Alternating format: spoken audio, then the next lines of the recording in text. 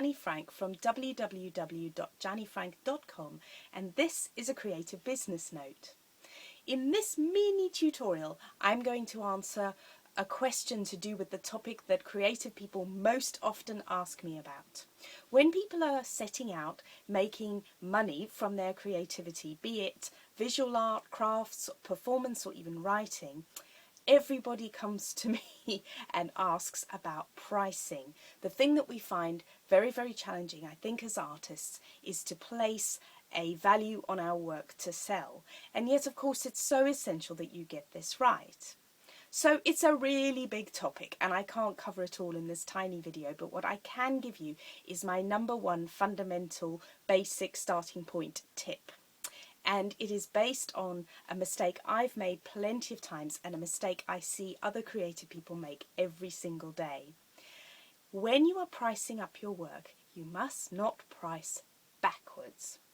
Now, by pricing backwards, I mean that thing where you go out and you look at what other people doing something similar to you are charging, and maybe even try and charge a little bit less than they do.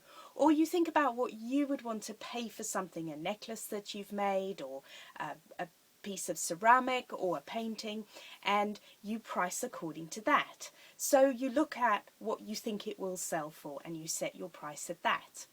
And then perhaps you sell quite a few things and you look back over the money you've made and you do your sums and you realise, unfortunately, with hindsight, as I've done a few times, that you have made very, very little money after your costs, or even worse, you have actually paid to sell your work to other people, which is definitely not how it's supposed to work. So my top tip is, before you set a price for anything, look at the really easy to work out costs. Make sure you've written them all down. Divide them by the number of things you're going to sell, whether it's items of jewellery and paintings, prints, or even places at a workshop. And make sure that the price you set is higher than that cost price. It seems so basic and fundamental, and yet it's a mistake I've made, and it's a mistake I see other people making all of the time.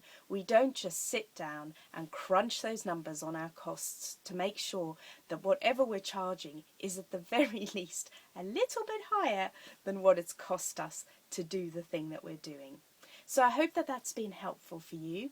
Please do pop over to my website and find more goodies like this, plus play sheets, playbooks, and all sorts of blog posts that might help you with your creative business.